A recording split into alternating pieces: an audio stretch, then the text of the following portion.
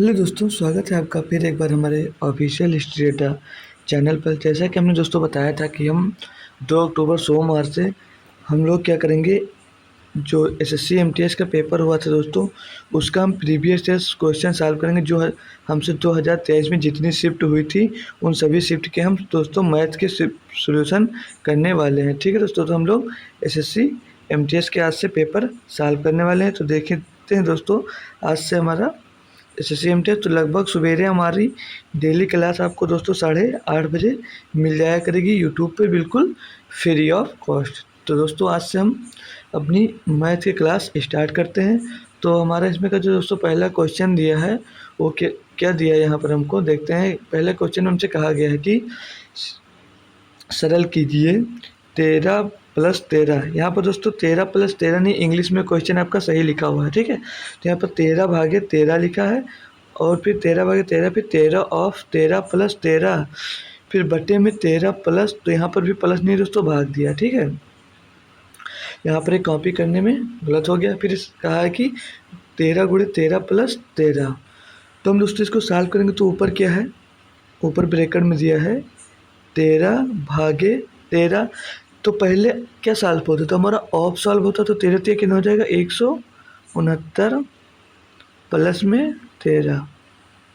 फिर बटे में क्या कह रहा है 13/13। तो ये पहले भाग हो जाए तो कितना बचेगा, 1 बचेगा। 1×13 कितना हो जाएगा, 13 हो जाएगा। 13 13 का नाम 13 प्लस 13। ठीक है, इसको जब सॉल्व करेंगे हम दोस्तों और तो कितना आ जाएगा, यहाँ पर वो ऊपर आ जाएगा 13 बटे में 169 और प्लस में कितना आ जाएगा दोस्तों 13। ठीक है, फिर टोटल के बटे में कितना आ जाएगा 26। अब ये 13 का नाम 13 13 13 में 169, तो कितना आएगा 1/13 प्लस 13। तो ये फिर से गुणा होगा तो कितना हो जाएगा 13 इसका इससे गुणा होगा तो 13 में 169। यहाँ पर एक बचा तो कितना हो जाएगा 170। 170 बटे कितना 13 और ये 26 बटे में था तो ऊपर गुणे में आ जाएगा, यहाँ पर हो जाएगा कितना 26। अब इसको जब दोस्तों हम और सॉल्व करेंगे तो कितना आ जाएगा, यहाँ से 2 से 1 कट जाएगा। ठीक है, तो 2 से कटेंगे, 2 8 16, 2 पंचे 10, तो ऊपर आ गया 85, नीचे आ गया 2 2 2 3 6 यानी कि 13। तो 13 13 69, तो यानी कि 85/169 फिर से आ जाएगा। तो 85/169 आपका ऑप्शन नंबर यहाँ पर सी दिया गया है दोस्तों। तो आपका सी क्वेश्चन नंबर दोस्तों एकदम सही जवाब हो जाने वाला है। तो आई होप दोस्तों ये क्वेश्चन आपको पसंद आया होगा और समझ में भी आ गया होगा। अगला क्वेश्चन दिया है, दो व्यक्ति क्रमशः 77 सेंटीमीटर और 88 सेंटीमीटर के कदम उठाते हैं। यदि वे एक कदम में शुरू करते हैं तो उन्हें न्यूनतम कितनी दूरी सेंटीमीटर में तय करनी चाहिए ताकि वे दोनों पूरे कदम में पूरी दूरी तय कर सकें। दोस्तों क्वेश्चन में आपको कुछ नहीं करना है। संख्या क्या क्या दी है 88 और एक संख्या दी है 77। तो आपको क्या कर रहा है यहाँ पे न्यूनतम दूरी, तो मतलब आपको HCF निकालना है इनका। ठीक, इनका क्या निकालना दोस्तों, HCF हमको यहाँ पर निकालना है। तो HCF निकालना हमने सीखा है। 88 बड़ी संख्या हम ले लेते हैं 88।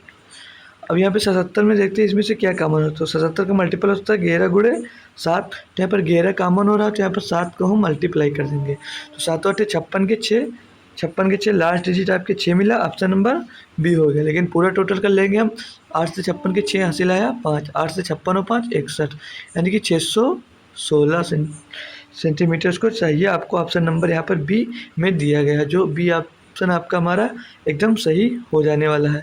अगला क्वेश्चन दिया है, 37 विद्यार्थियों की एक कक्षा में 22 लड़कियां हैं।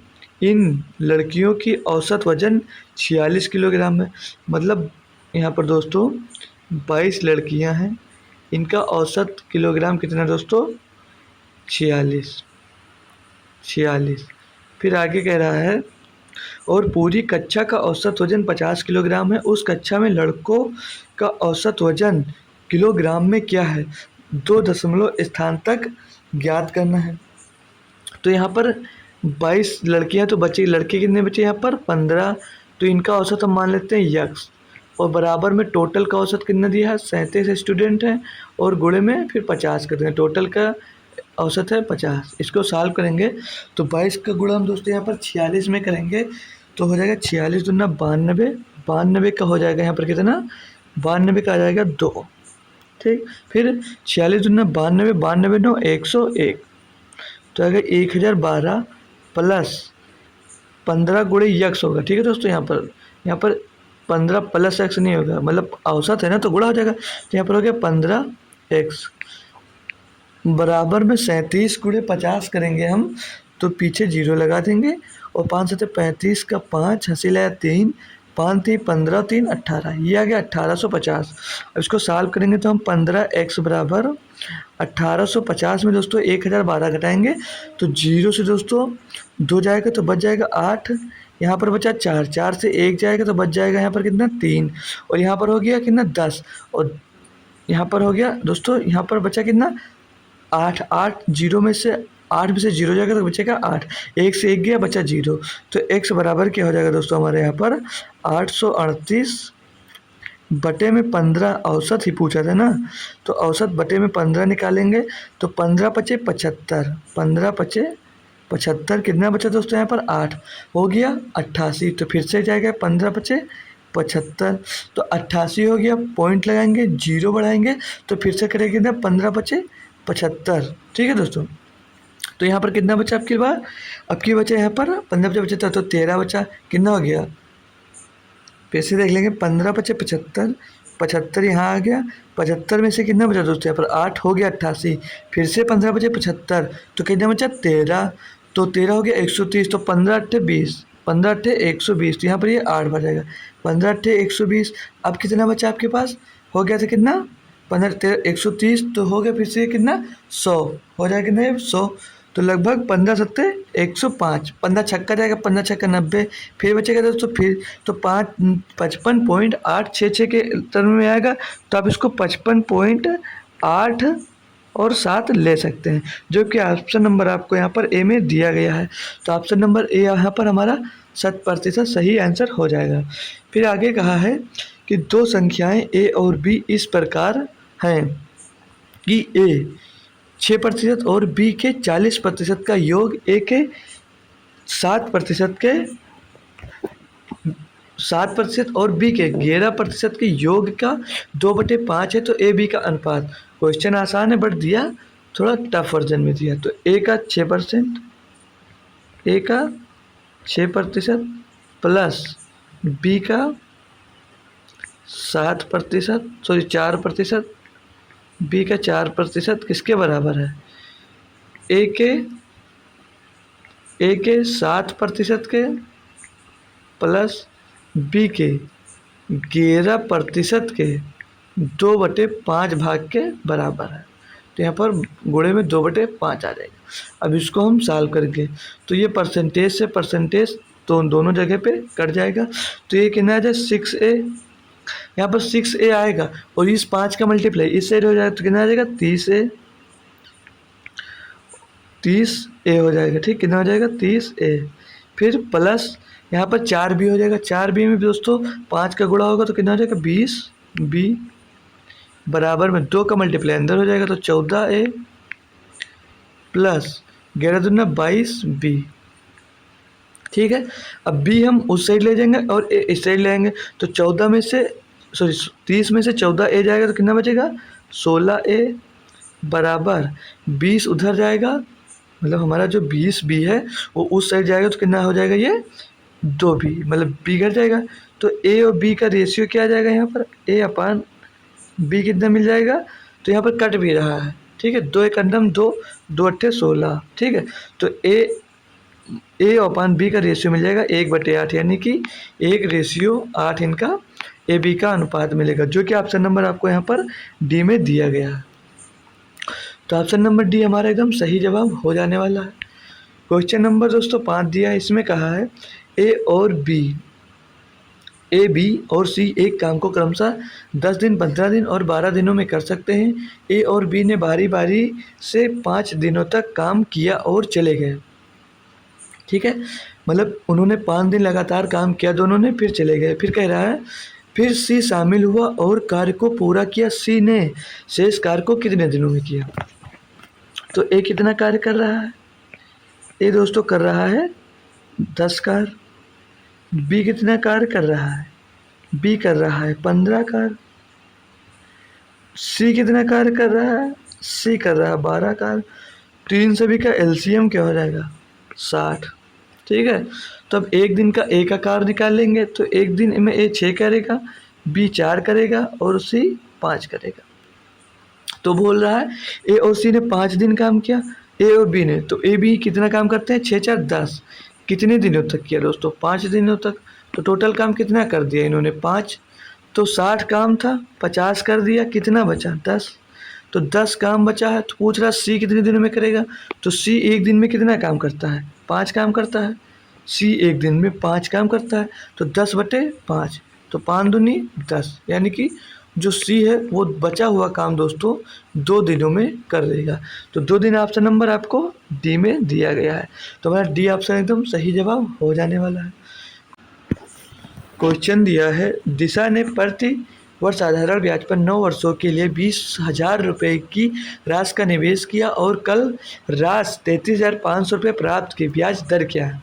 उसने 20,000 रुपये निवेश किए 9 वर्ष के लिए, 9 वर्ष बाद उसने 33,500 रुपये प्राप्त किए। तो कितना अधिक मिला, 13,500 रुपये। ठीक है, कितने वर्ष के लिए था, 9। तो 1 वर्ष का यहाँ से हम निकालेंगे, तो 9 एकन्नम 9, 9 पचे 45, डबल जीरो पीछे लग जाएगा। तो 1,500 रुपये 1 वर्ष का ब्याज था उसका।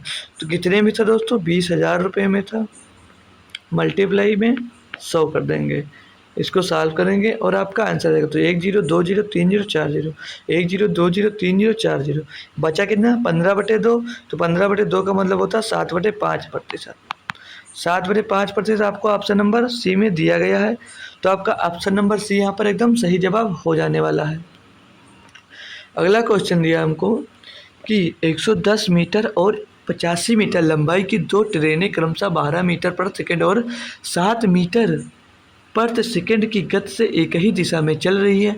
तेज ट्रेन द्वारा धीमी ट्रेन को पार करने में लिया गया समय सेकंड में ज्ञात कीजिए।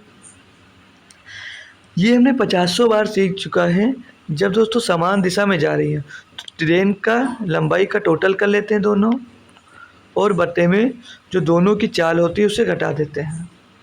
ठीक है, तो इसको सॉल्व करेंगे तो ऊपर हो जाएगा 195, 110 में 85 जुड़ेगा और नीचे बचेगा कितना, 5। 5 से ऊपर काटेंगे तो 5 करना 5, 5 थे 15, 5 थे 15, बचा 4 हो गया 45, 5 9 45। तो 39 हमारा एकदम 60% सही जवाब हो जाने वाला। ऑप्शन नंबर ए एकदम सही जवाब होगा। आइए क्वेश्चन नंबर 10 करते हैं। इसमें कहा है एक गोले का पृष्ठीय क्षेत्रफल 616 सेंटीमीटर है, इसका व्यास ज्ञात कीजिए। यहाँ पर व्यास दिया जो वो ज्ञात करने की बात कर रहा है। व्यास हमें यहाँ पर ज्ञात करना है। यहाँ पे जाते लिखा है, ठीक है, यहाँ पर क्या लिखा है, व्यास, यहाँ पर व्यास ज्ञात करिए। ठीक है, व्यास ज्ञात कर कर यहाँ पे हमको दिखाना है। तो कैसे सॉल्व करेंगे, और पाई का मान बोल रहा है कि आपको 22/7 लेना है। तो दोस्तों गोले का पृष्ठीय क्षेत्रफल क्या होता है, 4πr²। जो गोले का पृष्ठीय क्षेत्रफल होता है वो होता है 4πr²। और यहाँ पर 4πr² टू मान कितना दे रखा है, 616 सेंटीमीटर। अब इनकी वैल्यू हम पुट करेंगे तो 4 गुणे पाई का मान बोला 22/7 ले लो। ठीक है, फिर यहाँ पर हमें आर की वैल्यू निकालना है, मल्टीप्लाई में r² कर देंगे, बराबर में 616 हमको दिया है। अब इसको हम सॉल्व करेंगे। ठीक है, कलर चेंज करते हैं तो ये 11 से कट जाएगा, 11 करना, सॉरी 11 दूना 22, 11 दूना 22, 11 पचे 55, 11 छक्का 56 आ जाएगा। और ये 4 दूनी 8, 8 सत्ते 56। तो ये r² बराबर क्या हो जाएगा, 7 गुणे 7 यानी कि 49। तो r की वैल्यू यहाँ से क्या मिल जाएगी आपको, 49। तो यहाँ पर मिला क्या आपको, त्रिज्या, लेकिन व्यास पूछ रहा है तो व्यास क्या होता है, 2r। ठीक है, तो 2 गुणे, सॉरी यहाँ पर जो r निकल कर आया वो r² बराबर 49 था। तो r बराबर कितना आ जाएगा, रूट में 49 होगा तो 7 निकला कर आएगा। तो व्यास इसका पूछा है, व्यास होता है 2r, तो 2r बराबर कितना होता है, 2 गुणे 7, 2 गुणे 7 यानी 2 सत्ते 14 सेंटीमीटर इसका व्यास होगा, जो कि ऑप्शन नंबर हमें यहाँ पर बी में दिया गया है। तो बी ऑप्शन हमारा एकदम सही जवाब हो जाने वाला है। आंसर नंबर हम दोस्तों क्वेश्चन नंबर 11 देखते हैं। इसमें कहा है एक नाव बिंदु ए से बिंदु बी तक धारा के अनुकूल यात्रा करने में 20 घंटे का समय लेती है और ए और बी के बीच मध्य बिंदु सी पर वापस आती है। धारा की गति 5 किलोमीटर प्रति घंटे है और स्थिर जल में नाव की गति 10 किलोमीटर प्रति घंटे है। ए और बी के बीच की दूरी किलोमीटर में ज्ञात कीजिए। तो दोस्तों यहाँ पर जो 20 घंटा दिया है, ये ए से बी तक पहुँचने के बाद एक पॉइंट सी दिया है, वहाँ तक आने तक का समय दिया है। तो एक पॉइंट है ये ए एक पॉइंट है, ये पॉइंट बी तक जाने में टोटल दूरी कितना लेता है, बी तक गया और फिर से वो सी तक वापस आया, तो यहाँ तक आने में वो टोटल कितना समय ले रहा है, 20 घंटे। यानी कि ये जो हुआ हमारा हुआ डी, इसकी दूरी कितनी हो गई, ये सी हो गया। ठीक है, सी तक आने में एक डी डिस्टेंस ले लेंगे और इस डिस्टेंस को हम दोस्तों 2D मान लेंगे। ठीक है, उसको एक सिंगल डी मान लिए और इस डिस्टेंस को हम 2D मान लिए, क्योंकि वो जो सी पॉइंट है ये आधी दूरी तक का दिया गया था। अब क्वेश्चन में आगे कहा है कि जाने में लगा समय तथा आने में लगा समय। तो जाने में लगा समय t1 प्लस आने में लगा समय t2 बराबर t2 गुणे में जो T2 है, हाँ T2 बराबर देख लेंगे, T2 बराबर कितना समय दिया है, 20 घंटे। मतलब जाने और आने में लगा समय आपका कितना है, 20 घंटे। मतलब ये जो डाउन अनुकूल है, इसका मतलब होता है दोस्तों डाउन स्ट्रीम। ठीक है, ये याद रखना। इंग्लिश में क्वेश्चन नहीं आ पाया दोस्तों, यहाँ पर क्वेश्चन ये बड़ा था। ठीक है, तो यहाँ पर अनुकूल का मतलब है डाउन स्ट्रीम, ये याद रखना है। ठीक है, तो डाउन स्ट्रीम निकालेंगे तो 2D बटे जो ये दूरी है कितनी है, ये 10 किलोमीटर और ये आने में लगा, मतलब धारा की गति 5 किलोमीटर प्रति घंटे है और नाव की गति, तो एक बार ये जुड़ जाएगा तो 10 5 15 हो जाएगा। फिर जब धारा की अनुकूल बात करेगा तो प्लस में डी, इसकी बात जब कर रहा है तो ये एक बार दूरी घट जाएगी, मतलब वापस आ रही है, तो 10 - 5 हो जाएगा 5। ठीक है, इसको अब हम सॉल्व करेंगे। बराबर में दे कितना रहा, 20। ठीक है, ये इतना आपको समझ में आ गया होगा। ठीक है, अब इसको सॉल्व करेंगे तो 2D + 1 3D, इनका एलसीएम कितना हो जाएगा, 15। और यहाँ पे 2D प्लस 5 × 15 तो 3D हो जाएगा, तो 15 और 3D और 2D हो जाएगा 5D, यानी कि 5D बराबर 20। तो यहाँ से आप D की वैल्यू निकालेंगे तो 15 का गुणा किस में होगा, 20 में होगा। 15 का गुणा जब 20 में होगा तो हो जाएगा ना 15 दूना 30, यानी कि 300, और 300/5, 300/5। इसको सॉल्व करेंगे तो 5 करना 5, 5 छक्का 30, यानी कि 60 आ गया। तो डी की वैल्यू यहाँ पर कितनी आ गई, 60। हमसे क्वेश्चन में पूछ रहा है कि ए और बी के बीच की दूरी कितनी है, तो और ए और बी के बीच की दूरी यहाँ पर कितनी दी है हमको दोस्तों, 2D। तो एक डी की वैल्यू 60 निकल कर आई है, तो 2D की वैल्यू क्या हो जाएगी यहाँ पर, 60 × 2 यानी कि 120 किलोमीटर आ जाएगी, जो कि ऑप्शन नंबर हमको बी में दिया गया है। दोस्तों बहुत ही अच्छा क्वेश्चन था ये वाला। ठीक है, आइए हम क्वेश्चन अपना 18 देखते हैं। शायद ये कौन सा क्वेश्चन था हमारा, क्वेश्चन नंबर 11 के बाद सीधे 18 कैसे आ गया।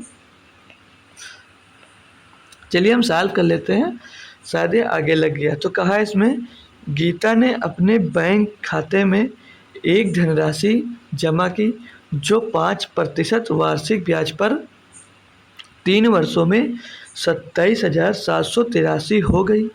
ब्याज वार्षिक रूप से संयोजित होता है, तो उसने कितनी राशि वर्षों में कितनी राशि जमा की। ठीक है, तो कितनी राशि जमा की, तो हमें चक्रवृद्धि ब्याज दिया है दोस्तों। ठीक है, तो 5% दिया है, तो 5% की फ्रैक्शन वैल्यू होती है 1/20। और 1/20 यानी कि वो 20 रुपये अगर उधार लेगी तो 21 रुपये चुकाएगी।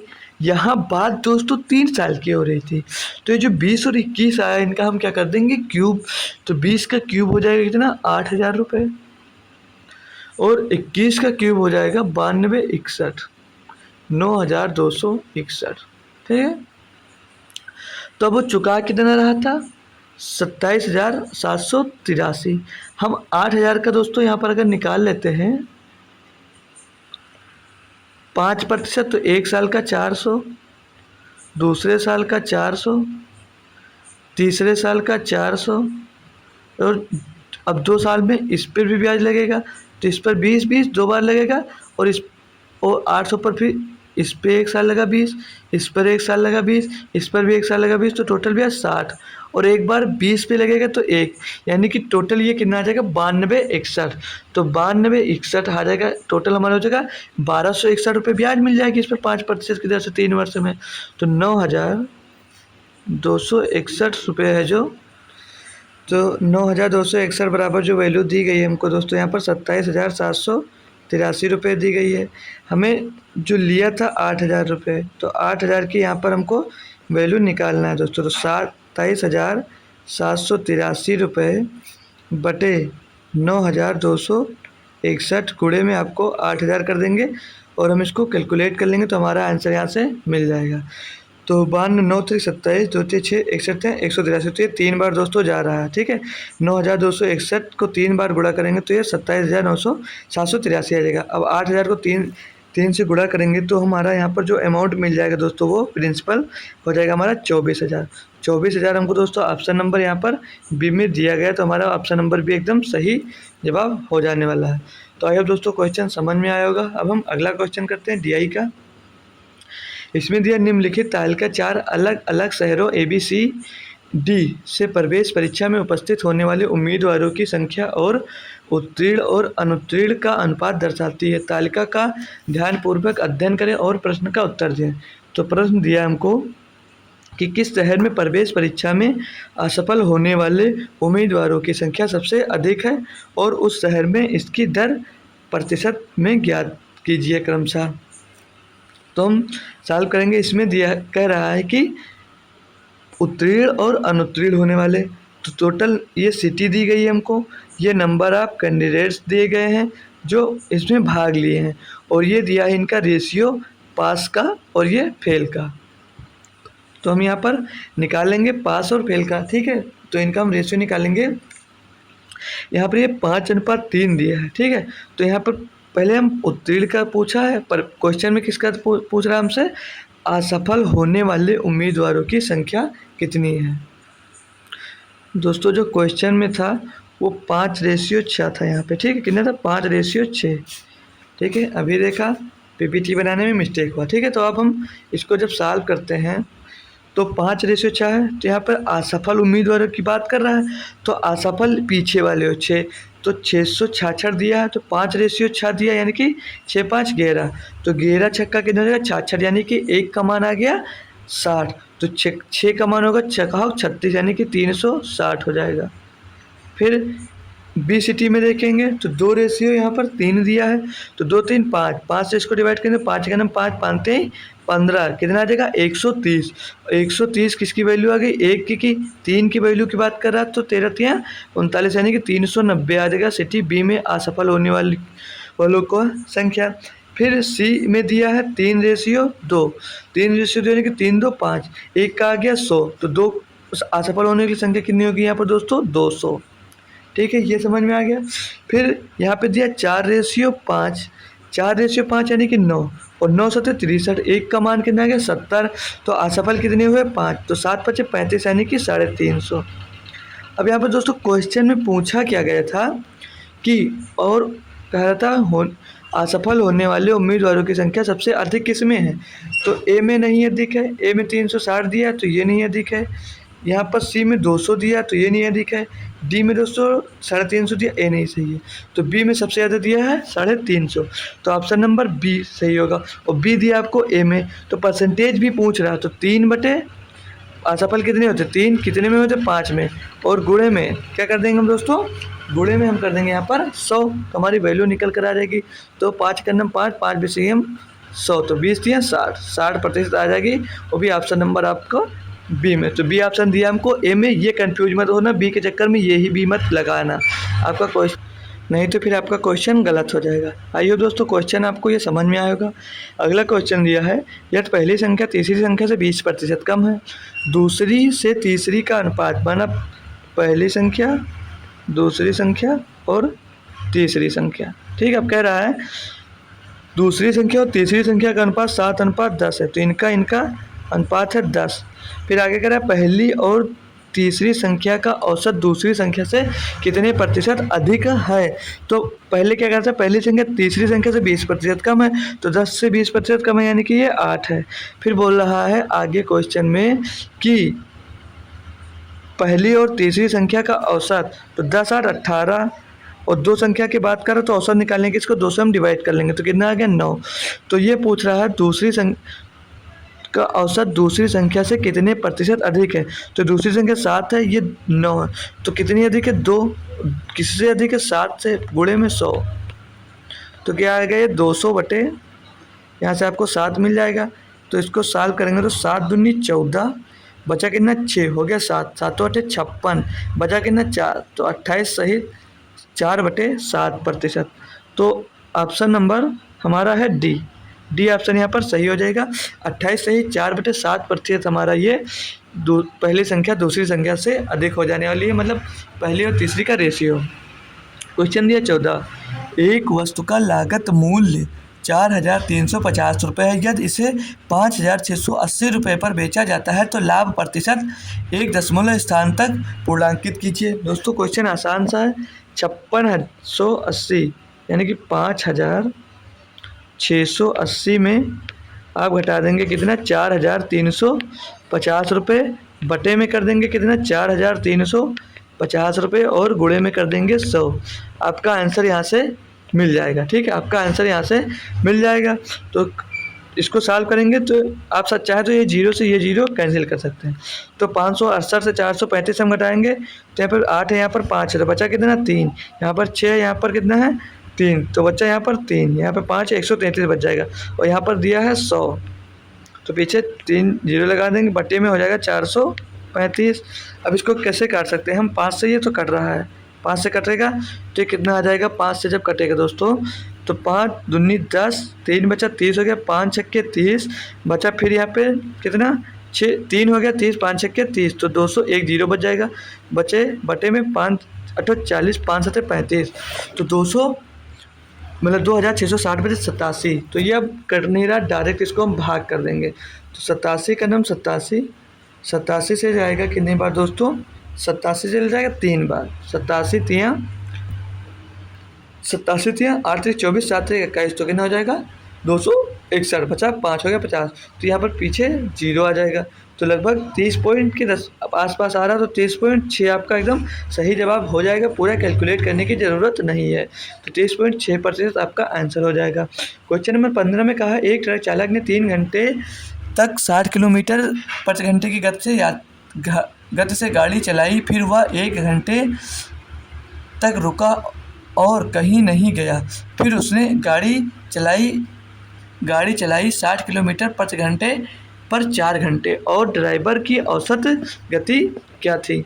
तो देखते हैं, 3 घंटे चलाई 60 किलोमीटर प्रति घंटे की औसत चाल से, तो कितनी दूरी चला दिया 180, फिर 4 घंटे चलाई फिर से 60 किलोमीटर प्रति घंटे की चाल से, कितना चला दिया 240। इसकी औसत चाल पूछ रही है, तो 2 2 8 4 12 का 2 हासिल आया, 3 3 420 किलोमीटर चला, कितनी देर में चला, तो 4 3 7 घंटे, 1 घंटे रुका, वो भी आपको यहाँ पर जोड़ना है। तो इसको सॉल्व करेंगे तो 8 5 40, 2 बचा हो गया 20, 8 दूनी 16, बचा 4, 8 5 40, तो 52 सही 52.5। तो ऑप्शन नंबर बी यहाँ पर दिया 52.5, हमारा बी ऑप्शन यहाँ पर सही दिया। दोस्तों डी ऑप्शन यहाँ पर मिसप्रिंट हो गया, नहीं दिया, फिर भी हमारा ऑप्शन नंबर बी एकदम सही जवाब है। अगला क्वेश्चन देखते हैं 16। इसमें कहा गया है कि राजू ने रवि को एक वस्तु 10% लाभ पर बेची, रवि ने वह वस्तु रामू को 10% हानि पर बेची। यदि रामू ने रवि को 1,485 रुपये का भुगतान किया तो राजू द्वारा रवि को विक्रय मूल्य ज्ञात कीजिए। तो आसान है दोस्तों क्वेश्चन। मान लीजिए क्या बेच रहा है वो वस्तु की कीमत आप लोग एक्स मान लेंगे, ठीक है। तो राजू ने कितने प्रतिशत लाभ पर बेचा? 10, यानी कि 110/100, तो 11/10 लिख सकते हैं इसको। फिर रवि ने इसको 10% हान पर बेच दिया, तो 10% यानी कि 90/100, तो 9/10 बराबर दिया 1485, यानी कि 1085। तो 11 में 99, तो 99 से काटेंगे, पहले 11 से काट लेंगे। तो 11 का नाम 11, 11 ते 33, 3 बचा 38 हो गया, 11 ते 33, 5 बचा 55 हो गया, 11 बचे 55, 9 से काटेंगे, 9 का नाम 9, 9 बचे 45। तो एक्स की वैल्यू आ गई कितनी? 1500 रुपये। यानी कि जो राजू ने इसको बेचा किस? राजू के पास जब ये थी तो इसकी कीमत थी 1500 रुपये। कहा तो राजू द्वारा रवि को विक्रय मूल्य ज्ञात कीजिए। तो राजू द्वारा रवि को कितने में बेचा? 10% लाभ में बेचा गया। तो 1500 का 10% कितना होता है दोस्तों? 150 रुपये। तो 150 जोड़ेंगे तो कितना आ जाएगा? 1650 रुपये। तो यानी राजू ने रवि को कितने रुपए में बेचा? 1650 रुपये में। आंसर डी हमारा एकदम 100% सही जवाब हो गया। अगला क्वेश्चन दिया है, एक धातु के गोले का व्यास 6 सेंटीमीटर है, इसे पिघलाकर 0.4 सेंटीमीटर व्यास वाले तार में खींचा जाता है, तार की लंबाई मीटर में ज्ञात कीजिए। क्वेश्चन दोस्तों अच्छा सा ये है। तो हमने पढ़ा है जो धातु के गोले का आयतन दोस्तों कितना होता है? धातु के गोले का आयतन होता है 4/3 पाई आर क्यूब, तो आर की वैल्यू अगर हम यहाँ से देखते हैं तो दिया है गोले का व्यास कितना? 6, तो व्यास इतना है 6, तो त्रिज्या कितनी हो जाएगी? 3, 2 से डिवाइड हो जाएगी, तो 3 का क्यूब, और 3 का क्यूब दोस्तों कितना होता है? 3 का क्यूब होता है 27, तो गुणे में आप इसको 27 यूज कर लीजिए अभी। फिर बराबर किसके दिया है? पिघलाकर 0.4 सेंटीमीटर व्यास वाले तार कैसा होता है दोस्तों? हमारा सिलेंडर के शेप में होता है। सिलेंडर का फार्मूला क्या होता है? पाई आर स्क्वायर एच। तो पाई आर स्क्वायर एच, तो पाई गुणे आर स्क्वायर। तो यहाँ पर भी 0.4 के व्यास में खींचा जा रहा था, 2 से डिवाइड करेंगे इसको तो 0.2 इसकी त्रिज्या मिल जाएगी। तो 0.2 मल्टीप्लाई 0.2 गुणे में एच। इसको आप लोग सॉल्व करेंगे, आपका आंसर यहाँ से किस में निकल कर गया? सेंटीमीटर में, क्योंकि सब सेंटीमीटर में दिए थे। इसको सॉल्व करेंगे जब 3 9 27, और यहाँ से पॉइंट हटाएंगे तो बट्टे में इसके 10 और बट्टे में इसके 10, तो गुणा होगा 100 हो जाएगा। फिर ये 2 दूनी 4, यहाँ पर ये 2 दूनी 4, तो 4 से ये 4 कट गया, तो कितना बच्चा? एच इज इक्वल टू कितना आ जाएगा? हाइट 9 गुणे 100, तो बराबर कितना आ जाएगा? 900। तो ये एच की वैल्यू आई 900 सेंटीमीटर में। यहाँ पर पूछा कि इसमें दोस्तों मीटर में, तो मीटर में बनाने के लिए आप क्या करते हैं? इसको 100 से यहाँ पर भाग कर देते हैं। तो 900 को जब 100 से दोस्तों आप लोग भाग कर देंगे तो कितना आ जाएगा? 9 मीटर। तो 9 मीटर इसका दोस्तों यहाँ पर एकदम सही जवाब हो जाने वाला। बहुत ही अच्छा दोस्तों क्वेश्चन था। क्वेश्चन नंबर हमारा 17 का ऑप्शन नंबर बी एकदम सही जवाब हो जाने वाला है। क्वेश्चन नंबर 19 दिया है, लास्ट क्वेश्चन ही है। ए और बी एक काम को 4 दिनों में कर सकते हैं, बी और सी उसी काम को 5 दिनों में कर सकते हैं, ए और सी उसी काम को 10 दिनों में कर सकते हैं। यदि ए बी सी एक साथ कार्य करते हैं तो वे कार्य को कितने दिनों में पूरा कर सकते हैं? बहुत ही आसान सा क्वेश्चन है दोस्तों। तो ये देखते हैं, ए प्लस बी कितने दिनों में कर सकते हैं काम कर सकते हैं वो 4 दिनों में, ठीक। फिर बात कर रहा है बी प्लस सी, बी और सी मिलकर सेम काम को कितने दिनों में कर रहे हैं? 5 दिनों में। फिर बोल रहा है ए और सी मिलकर सेम कार्य को कितने दिनों में कर रहे हैं? 10 दिनों में। तो इन सभी का आप लोग एलसीएम निकाल सकते हैं। एलसीएम हो जाएगा इनका 20, तो 2 टाइम्स ऑफ कितना आ जाएगा? टोटल इनका कार्य 10 पर 15 और 4 19, तो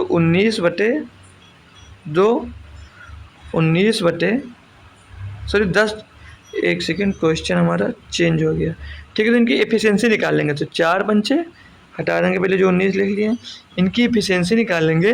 तो ए प्लस बी मिलकर एक दिन में कितना काम करेंगे? 5, बी प्लस सी मिलकर एक दिन में काम करेंगे 4, ए सी मिलकर एक दिन में काम करेंगे 2, तो टोटल काम कितना कर रहे हैं वो दोस्तों सब मिलकर, तो 11/2 ए प्लस बी, क्योंकि दो दो बार मिल रहे थे, ठीक है। तो ए प्लस बी मतलब ये काम होता है 2 टाइम्स आप इतना करते हैं, तो 11 काम कर रहे हैं, तो 11 को आप लोग 2 से डिवाइड कर देंगे, बराबर में टोटल काम कितना था हमारे पास 20।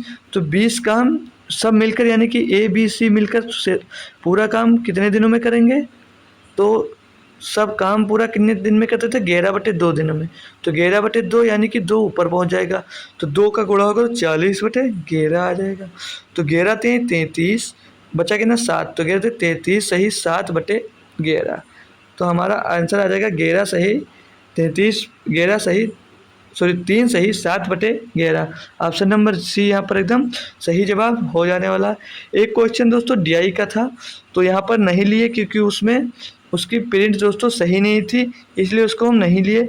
अगर दोस्तों वो क्वेश्चन हमको कहीं से अच्छे प्रिंट में मिल जा रहा है यानी कि उसकी वैल्यू हमको दिख रही है, तो उस क्वेश्चन को हम किसी अगले शिफ्ट में आपको करवा देंगे।